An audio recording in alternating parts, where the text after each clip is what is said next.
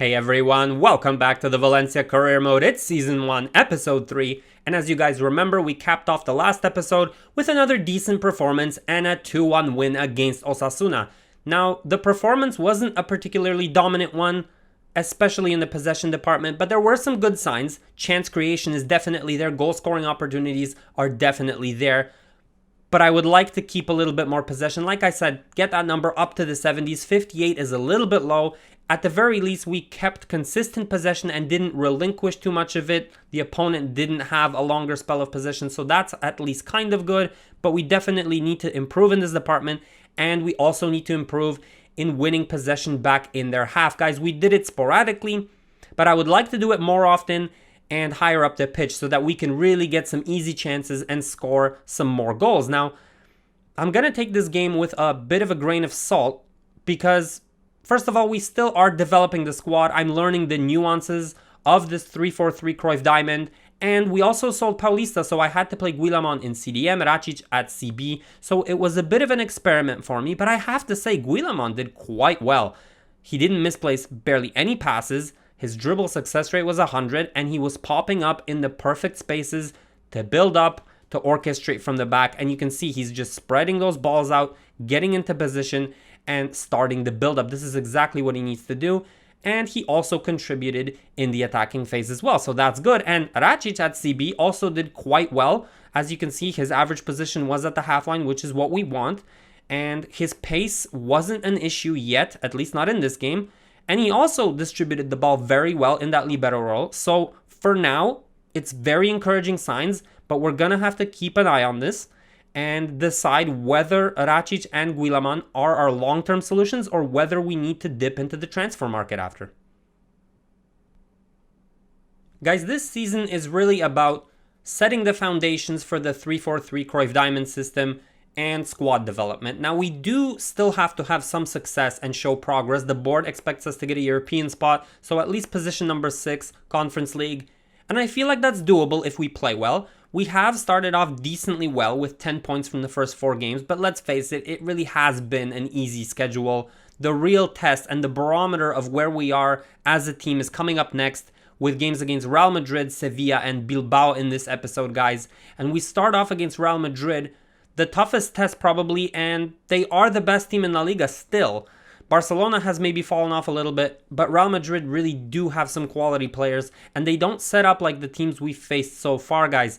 They're setting up in a balanced system that presses you in the middle of the pitch, but they have depth set at 80, so they really are pressing you quite high up the pitch, so keeping possession is going to be more difficult. And when they get possession, the way they want to create chances is to slowly build up and keep possession, get a number of players into the box. So we're likely not going to have possession in the 60s. And I'm prepared for that. I understand that we're still a little horse, like Mourinho says, who needs milk. So we're not going to be expecting to pull up trees here, especially since they really do play a very good formation, a system, and they have quality players, guys. There's a lot of nuances to their system. First of all, Benzema is playing that false 9 role, and he's just a fantastic player. So he's going to drop into the midfield and create opportunities for Vinicius Jr. to then get in behind with his pace. So that is going to be a deadly combo. In terms of Benzema himself, he's also going to be drifting wide. So at times, it might actually look like a 2-striker formation with Vinicius and Benzema sort of both drifting into space, into channels there. Rodrigo is set to a free roam role, so he'll pop up into different spaces, into the positions essentially that open themselves up for him. Modric is going to be supporting them in much of a role that Virman fulfills in our team, sort of up to the box and sort of an advanced playmaker role, and that's perfect for Modric. Cruyff is staying back and spraying balls as a deep-lying playmaker. Casemiro is covering him as a defensive player who gets forward sometimes, and then obviously their fullbacks are bombing forward, creating numerical advantages, adding width, so there's a lot of moving parts to this system, and it's going to be very difficult to play against, especially since every position has a world-class player in it. Benzema is just outstanding. both his finishing and his short passing allow him to play that false 9 role, and it's going to be devastating. Vinicius Jr. is one of the fastest players in the game. He's going to be running in behind and menacing us because we play that 1 CB and we play a high line, and we really need to watch out. I can't stress enough how important it is to watch out for Vinicius Jr. this game. And then Toni Kroos and Luka Modric. I mean, we like to play the possession system. These guys are the masters at passing, and I would love to have them in my team. That's how good they are. And to keep possession against these two guys, I mean, I understand we're trying to have a numerical advantage in the middle of the field, but these guys are world class. I mean, you can name any player really on this team as a threat, but those really do stand out. We're going to try a 3-4-3 Cruyff diamond here, guys. I know I set up the 4-3-3 sort of false 9 Cruyff system, especially for games like this, but I want to really test ourselves and see where we are as a team. I want this to be a barometer. We're still going to put Guillamon and Racic in the CDM and in the CB role and continue to test that out. And I'm going to put Vas out on the wing instead of Musa because I want that extra passing ability. Like I said, I'm not expecting to dominate this game, and I'm pretty sure we're going to lose, but we're going to give it our best against Real Madrid and see what we can do against a truly top side, guys.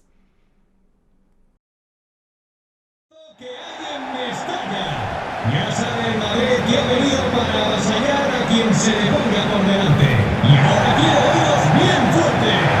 ¡Salen Valencia! Alright, if I was a manager on the touchline, the message I'd want to convey to my team is simply this. Don't get flustered. I know it's Real Madrid. I know they're one of the best, if not the best team in the world, but you need to exhibit some confidence and just play your football. You play a 3-4-3 Cruyff diamond system, it's a possession system, and mindset is incredibly important. You need to believe that you can keep possession against any team, even a top side like Real Madrid, or else how is it going to happen? To be fair, we did extremely well in the first half, guys. Everything was there. The patient build-up was there, the crisp passing, the off-the-ball movement, and early on we created a very nice chance. It's pulled out wide here after a number of passes, dinked into the box that Kettler gets on the end of it. Courtois spills it, and it's 1-0, guys. 1-0 against Real Madrid in the first 10 minutes. What a start to this game. And the most impressive part was the build-up that led to the goal, guys. 20-plus passes. That Kettler gets on the end of it. He gets his first goal of the season, and what a time to get it. Courtois spills it in the end, and it's 1-0, guys. And that manager reaction says it all. Great stuff to start the game. That is great stuff. And we continued to play some decent football. Real Madrid was struggling a little bit, but I don't want to say we did everything correctly. We did have our mistakes. Guillamon had a number of misplaced passes.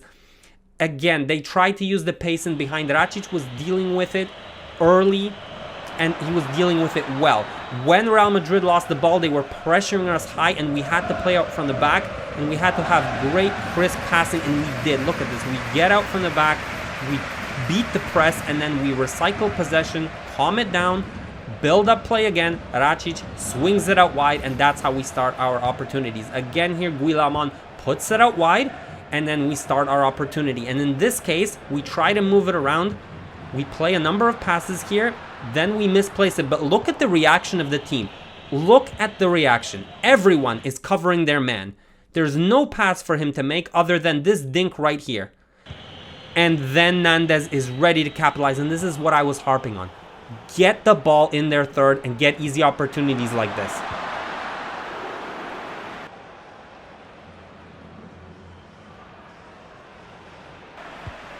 Guys, we really started slowing down in the second half, and Real Madrid started to show their qualities. I know they would. They started threatening, and really the threat can come from any player on the pitch, from anywhere on the field apparently, because Modric had a vicious volley. What is that technique from Luka Modric? That is just on another level. It reminds me of the goal he scored in the Euros with the outside of the foot.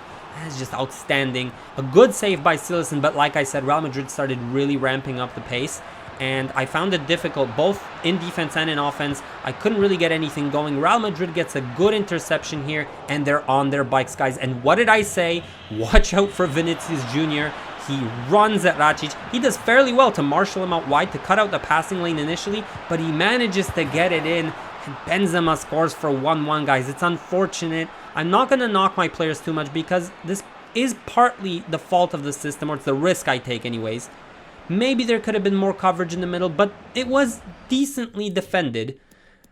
It's 1-1, guys, and I decide to bring on substitutes to continue the style of play that I want, to bring on some youngsters. After all, this is supposed to be my barometer of where we are as a squad. We get a decent opportunity off a free kick here. It's saved by Courtois, and the rebound can't be put in. That was a decent opportunity, but Real Madrid kept attacking, and unfortunately, we didn't do too well defensively here, playing out from the back. Vallejo should have recycled it better. He rectifies his mistake, but then Moriba plays a lazy pass. It's pulled out to Vinicius. Racic does a good job. He lays it off to Nandez, and I'm not sure what Nandez is doing here. Twice he misplaces the pass. It's a simple move to Hazard, and he blasts it in, guys. It's 2-1, and that sickens me a little bit because it's a simple play out from the back. We've done it so well for the entire game, or most of the game anyways, and then we lose that kind of goal in the last 5 minutes. And it's 2-1, guys. We lose to Real Madrid.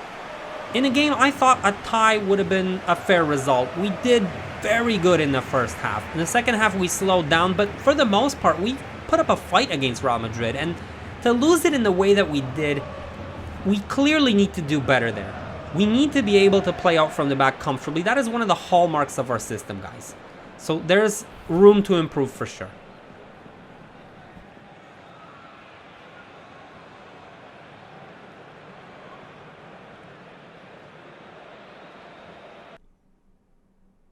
Although I am really disappointed in the manner in which we lost that game, to be fair, we put up a fight against Real Madrid. We held our own, and 52% possession for the first time against the big boy isn't bad. It's early days, and that will improve. Passing accuracy dropped below 90, so that's unfortunate, but against Real Madrid, that's probably understandable. There was some really good portions of the game, though, and that first half, for example, was exceptional from us, and we even kept an extended period of possession towards the end of it, so that's really good. But we really have to do better in terms of playing out from the back, guys. It cost us this game, and it's unacceptable. We have to cut those mistakes to a minimum because, quite frankly, we take enough risk as it is playing a high line against teams like Real Madrid. We then don't need to lose silly possession and give them easy opportunities to score goals, guys, because sometimes in a game like this, it comes down to very little opportunities, and quite frankly, in this one, Real Madrid just capitalized on my mistake and they won the game. It's as simple as that. There was some okay performances. Guedes showed promise on the left-hand side. He held his own against a really good Real Madrid defense. He played clever balls. He played balls into the middle and tried to create something, so that's good. Soler had a really solid game. He wasn't phased. He hardly put a foot wrong. His passes were on point. His dribbles were on point. And he tried to get into those positions of danger like he usually does. He just needed to play a little bit more forward, I thought, but generally speaking, very good. The most important thing we need to continue on doing is developing players, guys, molding them into specialists, and that comes with a number of positional changes as well. Nandez is now a right back as intended. De Ketelaere, a central attacking midfielder. That's where he plays for now, but this is going to bounce around a little bit depending on how I want the player to develop. For now, he's on advanced playmaker. His passing stats will go up, the weak foot, the attacking positioning, and that will help us immensely in terms of how well we can keep possession during a game. Most players will need to be catered like this because, quite frankly, the success of our series largely depends on how well we can develop players. And having said that, we still have a young Enrique Salinas in the youth team, guys. He's just waiting to be unleashed, and I'm still undecided on exactly what I want him to be. He's so good. He has great pace. He has 5-star weak, 5-star skill. He's got insane physical stats. I mean, he's 6'4". He can easily be a CB, but he's listed as a striker, and he has good attacking positioning, good shot power, and he can really be a menace in the attacking third as well. Okay, the 58 finishing needs to improve because that's kind of embarrassing, but he's still a work in progress. I can mold him into what I want. I just don't know what to do. What would you guys do? Tell me in the suggestions, in the comments, what you guys would do with this, because he can be anything, and I'm really interested to know what you would do with this. For now, we're going to move on to the Sevilla game, guys, and this will be a tough challenge and a clash of very similar football philosophies because they're going to pressure on heavy touch and their depth is set to 70. So a very similar pushing up high line like we do. slowly building up the play, playing possession football, stretching the pitch. They have a very wide setup, 80, and getting a number of players into the box. It doesn't say, but they're also probably playing out from the back. It's nearly identical in terms of philosophy to how we want to play. They do it in a slightly different manner. They play a 4-3-3, and Nesiri is a target man who brings people into play and then turns and finds himself in a bit of a poacher situation. Ocampos cuts inside and almost acts like a second striker at times. Montiel is obviously overlapping on that right-hand side. On the left-hand side, Suso is staying out wide and letting Gomez get forward, similarly to how Soler does in our team. So there's a number of similarities here. Delaney is sitting back. That's maybe the one difference, although we do have a guy who also sits back in that Guardiola role, but it's a little bit of a different scenario here. This is more of a destroyer, I feel, and Rakitic is obviously doing that Virman role and supporting where needed in that transition phase most often. So, like I said, very similar system. Their threats are obviously up front. They have a number of good finishers. And in Serie 90, I mean, we don't give this guy the ball or he's going to destroy us. And Ocampos coming off that right-hand side also has very good finishing. So there'll be a handful. And in the midfield, it's going to be a clash of who can keep possession better, because Gomez and Rakitic are quite apt at passing the ball around and keeping possession. It's going to be fascinating to see who comes out on top here, guys. I'm putting actually a number of changes into the squad. I'm taking out Guillamon and trying Vas in CDM. He didn't impress me in the last game, and I feel like Vas can play anywhere. He's played right back. He can play center mid, right wing, doesn't matter. I'm going to try him out there. I want to see how he does. De Ketelaere is moving up the striker to make room for Vega out wide so that then Moriba can slot in, and I want to give him time in an actual important game against Sevilla and see how he can do. Again, guys, this is a barometer of our squad, so I wanted to test out different scenarios and see how they work. Tiene un estruendo especial. Ahí están los jugadores del Valencia que hoy juegan de visitantes y que echen fuego esas palmas para recibir al Sevilla.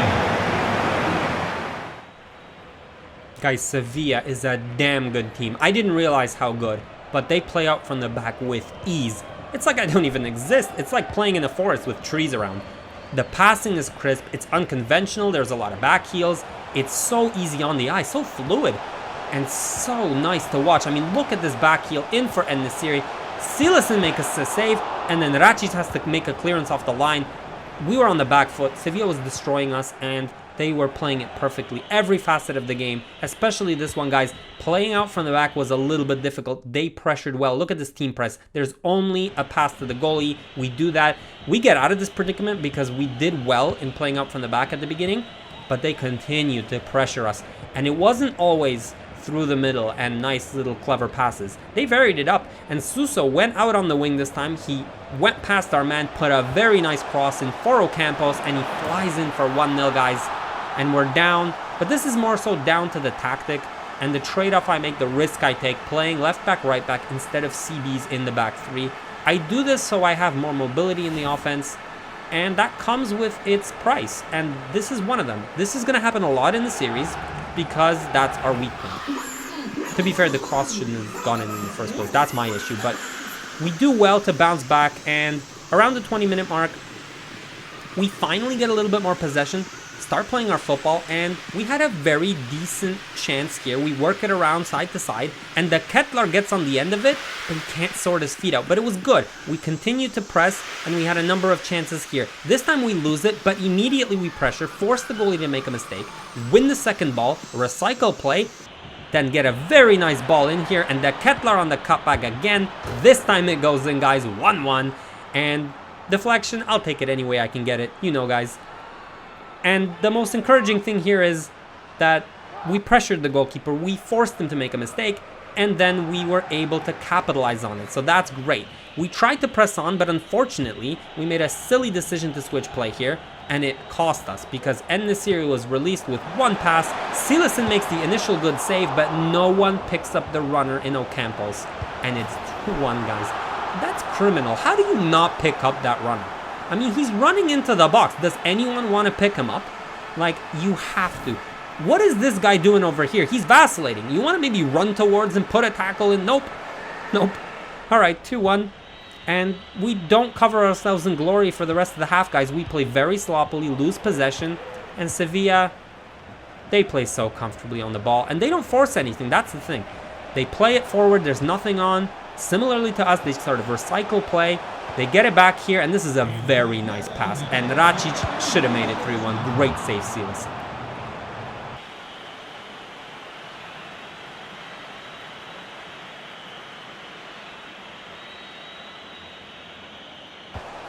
Sevilla did not let up in the second half, guys. They continued to play good football. They passed it around and had a number of opportunities. They got players into the box and overloaded. Silasen would play a really big role, makes a save here, and he would make a number of them. But first, Soler gets it from the guy in the corner and starts booking it on the wing. Sometimes, guys, it's not about playing out from the back slowly and building up possession. Sometimes it's about taking an opportunity like this. Soler does. He plays in Moriba, and it's close, but the Sevilla defender gets there first. Off the resulting corner, it's Vega who flies in and makes it 2-2, guys. The little Vega. Out of all the players, he flies in with a perfectly timed header, and all of a sudden, it's 2-2. And it was against the play because Sevilla had most of the chances there. So that was great to see from Vega. I mean, look at this placed header. It's perfect. And he got in front of all the defenders. It was his cleverness that got this goal, and I'm so glad for him. He's starting to get his goal tally up.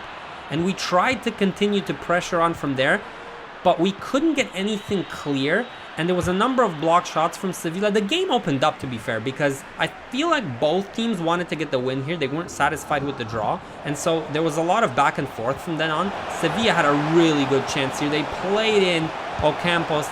No hat trick for him. Silasen makes the save. At that point, I'm thinking, okay, if the play is opening up, I'm bringing on Musa, because this is going to work. Like, there's so much space in behind all of a sudden. And boy, did it work. Sevilla tried to attack. We got the ball back.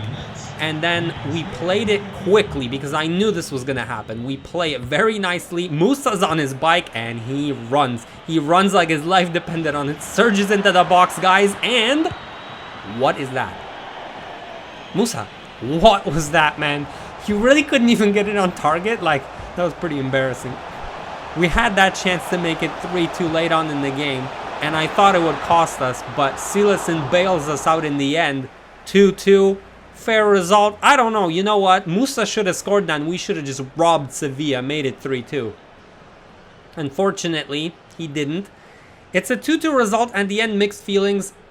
We clashed with a Titan, and it showed that they're a better team than us, but we can play in the sandbox with the big boys.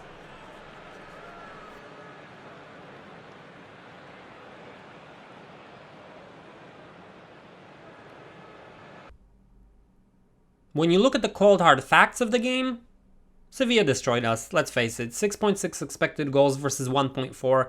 Yes, the possession is even, but the possession doesn't tell the whole story. You need to look at stats and look into them, look at the context.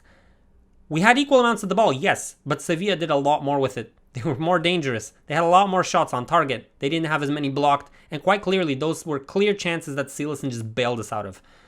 We didn't deserve to come out with this result. We stole a 2-2 draw from Sevilla. It's that simple. There was some good performances, some encouraging ones. De Ketelaere has showed up in 2 big games now. A goal against Real, a goal against Sevilla, and he did a lot of work in the middle of the park. As a striker, he still came back with his high defensive work rate to help, and he also helped with the build-up, which was much needed.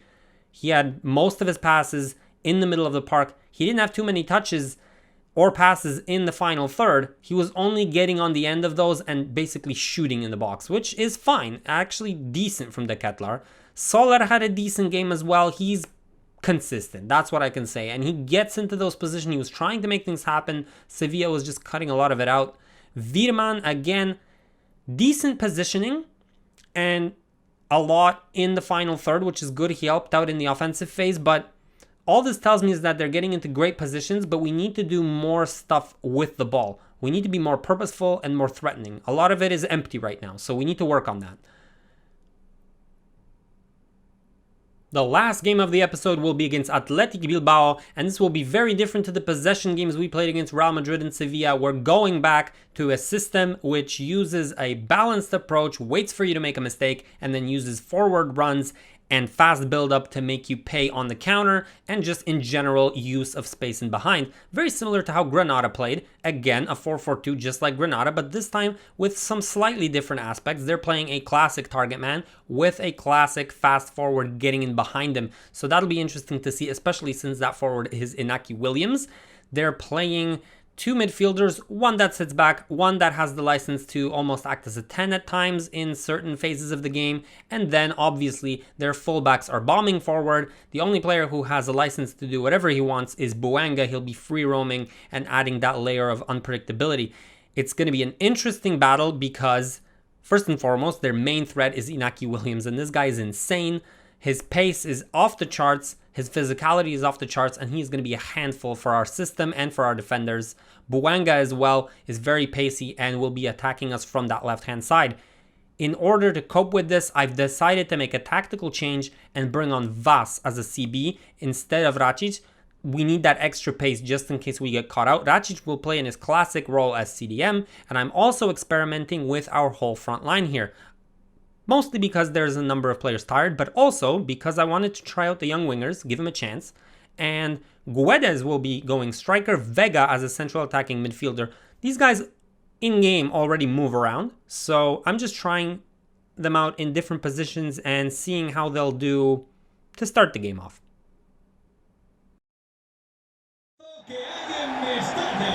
Salta al campo el Athletic intimidando como pocos saben hacer. Y ahora quiero oíros bien fuerte.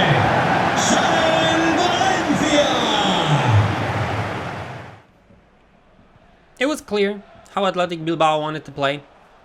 They started torching us from minute one with their pace, especially Inaki Williams. He was a handful, and Athletic Bilbao is such a hard-working team. They support their striker with runners. They get it on the edge of the box. Mamardashvili has to make a save. I forgot to mention, I'm playing him, giving him another chance.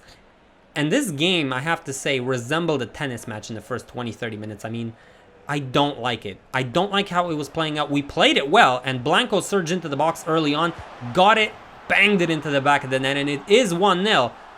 I'm not complaining that we scored, but I just don't like how it's playing out. I want to play a slow build-up game with possession that plays to our strengths. If we start doing this end-to-end stuff, tennis match business, then we're going to lose against Atletico. They have Inaki Williams, they have a bunch of pacey weapons, and I don't want to play like that. I tried to stabilize it, tried to not get drawn into the way they wanted to play, and we had maybe one or two opportunities. Most notably this one, we overload the right hand side here. It's a very nice back heel in Fernandez, and it's in the back of the net, guys. That's what I'm talking about. 2-0, a very nice play, clever movement off the ball. Nandez gets in there and he puts it in the back of the net, guys, and this is how we can beat Atletico. And to be honest, we were flying for the first 30 minutes. It felt relatively easy, though I always felt uneasy because the way they were running at me was dangerous. This time around, they have a little bit more possession, and this is what you need Garcia for. It's a save from Mamardashvili again. But like I said, most of their game was predicated on Inaki Williams' pace, and he just terrorized us. Thank God Gaia was here, and he managed to catch up to him, dispossess him, but we were playing with fire, and it turns out we played with fire one too many times. Vega makes an unnecessary dribble here. They get it back. It's one or two direct passes right into Inaki Williams, and he fires it in, guys. 2-1, and you could just feel that they were always going to be a threat. No matter what happened in this game, they were always going to just have that presence, and one or two passes could just open you up, carve you up.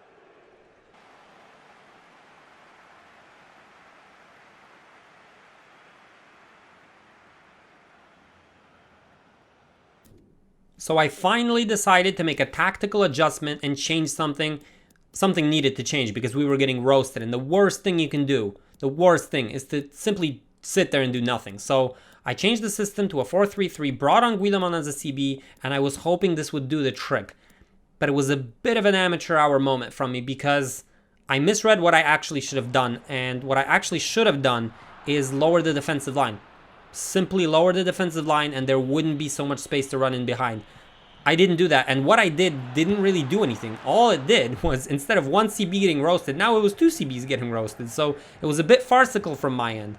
And I also didn't change the style of play. I got drawn into an end-to-end battle, and it wasn't good. Soler got a good opportunity. He hit the post. And perhaps if he got that in, maybe the game would have changed and maybe we would have done better. But in the end, it went how it went. And Athletic Bilbao had a number of chances, this time not even off the counter. Garcia hits it just wide. It was warning shot after warning shot.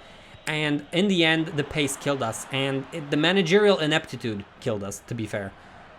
Inaki Williams gets in behind and he puts a lovely finish over Mamardashvili, and it's 2-2, guys. And at this point, we're sweating because they have all the tools to beat us, and I know it.